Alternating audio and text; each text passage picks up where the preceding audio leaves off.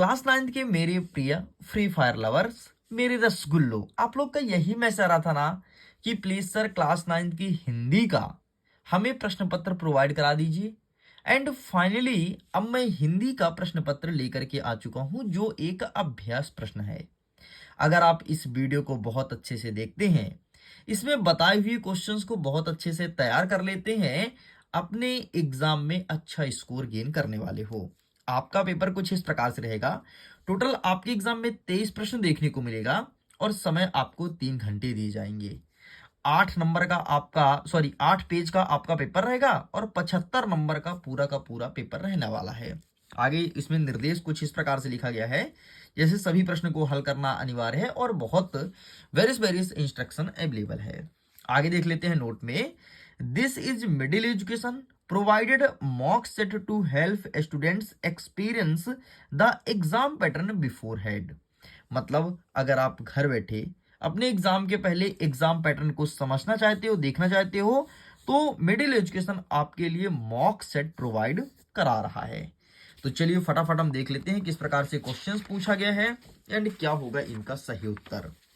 हमारा प्रश्न क्रमांक 1 कह रहा है, निम्नलिखित प्रश्नों का सही विकल्प चुन करके लिखना है।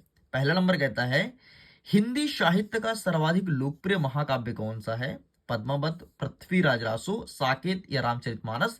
इसका सही आंसर आपको रामचरितमानस लिखना है। आगे बढ़ते हैं। काव्य के भेद माने गए हैं, तो काव्य के 2 भेद होते हैं। एक होता है आपका दृश्य काव्य और दूसरा आपका होता है श्रव्य काव्य। तो ध्यान रखना, काव्य के 2 भेद होते हैं, दृश्य और श्रव्य काव्य। आगे नेक्स्ट कह रहा है आपका तीसरा नंबर, कबीर दास की रचना है साकेत, बीजक, कुरुक्षेत्र या यामा। तो यहां पर जितनी भी रचना है तो इसमें से जो बीजक है वो है कबीर दास की रचना, तो इसका सही आंसर बीजक लिखेंगे। आगे चौथा नंबर कहता है कि कांजी हाउस का चौकीदार लालटेन लेकर आता था, क्या करने? मारने आता था, क्या जानवरों को मारता था या खाना देता था, या हाजिरी लेता था या पानी देता था? तो इसका सही आंसर लिखेंगे ऑप्शन नंबर सा, हाजिरी लेने आया करता था। आगे बढ़ते हैं। 5वां नंबर कह रहा है, इस जल प्रलय में पाठ विधा है, क्या है? कहानी है, रिपोर्टाज, उपन्यास या नाटक? इसका सही आंसर लिखेंगे ऑप्शन नंबर बा, रिपोर्टाज इज करेक्ट आंसर। आगे बढ़ते हैं। नेक्स्ट कह रहा है कि एकांकी में अंक होता है, एकांकी में कितने अंक होते हैं? 1, 3, 5 या एक भी नहीं? तो इसका सही आंसर लिखेंगे एकांकी में 1 अंक होता है, यह आपका सही उत्तर हो जाएगा। इस प्रकार से यहां तक हमने कंप्लीट कर लिया। आगे बढ़ते हैं। नेक्स्ट कह रहा है प्रश्न क्रमांक 2, जिसमें कह रहा है रिक्त स्थान की पूर्ति करो। पहला नंबर कहता है, डैश डैश को हिंदी साहित्य का स्वर्णयुग माना गया है, तो भक्ति काल को। यहां पर जितने भी क्वेश्चंस दिए गए हैं सारे प्रश्न को बहुत अच्छे से प्रिपेयर कर लेना, अच्छे से याद कर लेना, क्योंकि यहां से बहुत सारे क्वेश्चन रिपीट देखने को मिलेगा।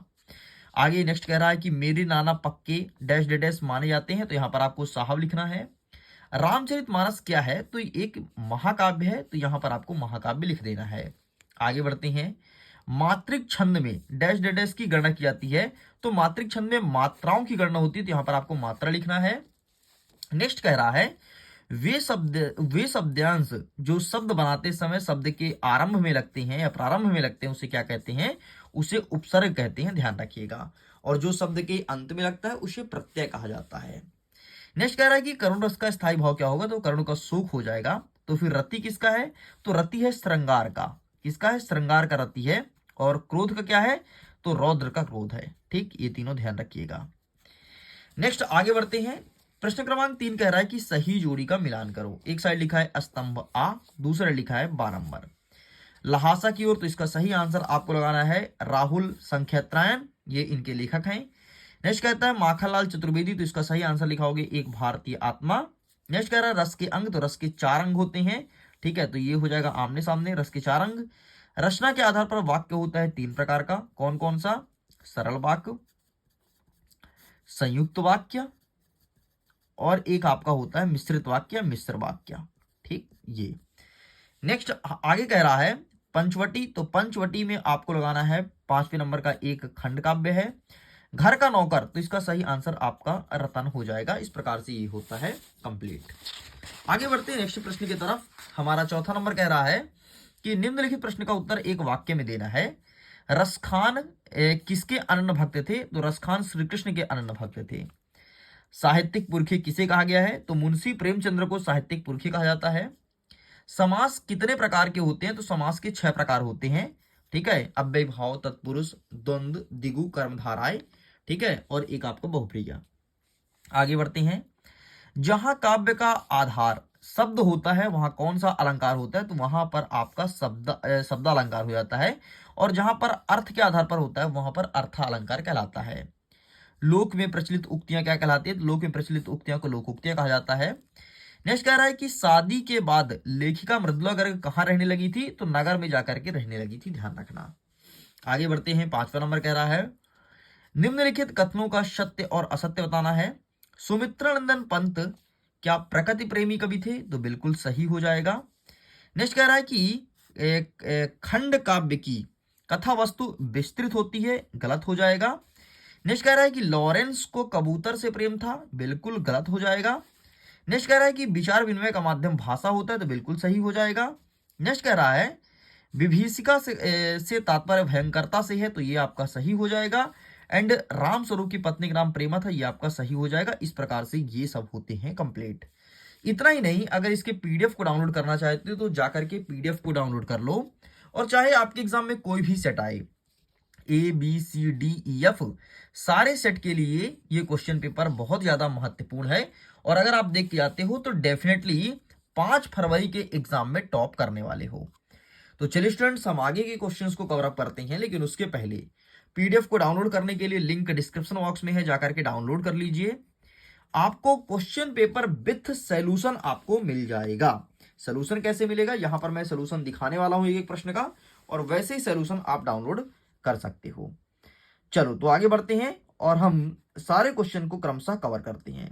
हमारा प्रश्न क्रमांक 6 कह रहा है कि छायावाद की 2 विशेषता बतानी है। एंड अथवा में कहता है कि पद्य साहित्य के इतिहास को कितने भागों में बांटा गया है, उसका नाम लिखना है। तो आइए छायावाद की विशेषता और पद्य साहित्य के इतिहास को देखते हैं। तो ये यहां पर आपका लिखा गया है पद्य साहित्य का इतिहास। ठीक है, ऊपर और नीचे आंसर दिया गया है पद्य साहित्य का, ऊपर छायावाद की विशेषता, इतना लिख के कंप्लीट करना है।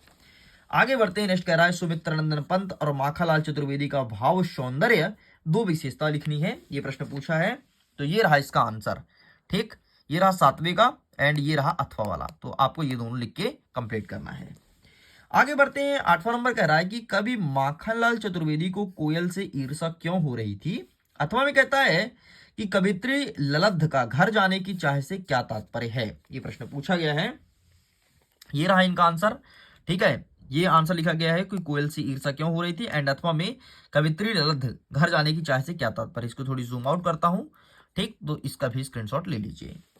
आगे बढ़ते। नेक्स्ट कह रहा है हमारा प्रश्न क्रमांक 9, अरहर और सनई के खेत कवि को कैसे दिखाई देते हैं?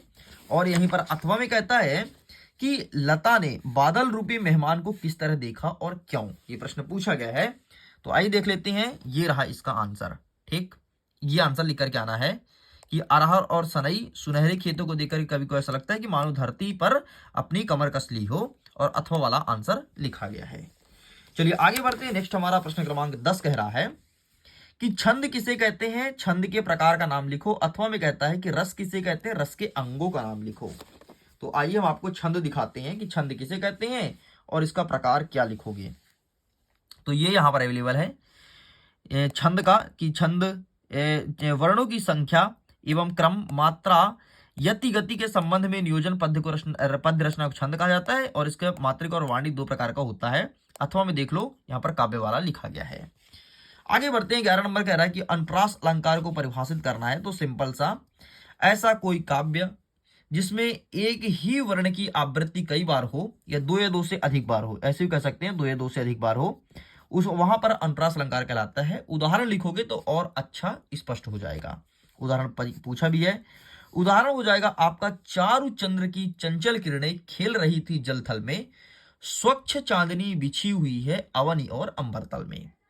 या फिर चंदू के चाचा ने चंदू के चाची को चांदनी के चंदू के चाचा ने चंदू के चाची को चांदनी चौक में चांदी की चम्मच से चटनी चटाई। देखो ना, चा चा चा बार बार आ रहा है, अर्थात वह एक अनुप्रास अलंकार का उदाहरण है।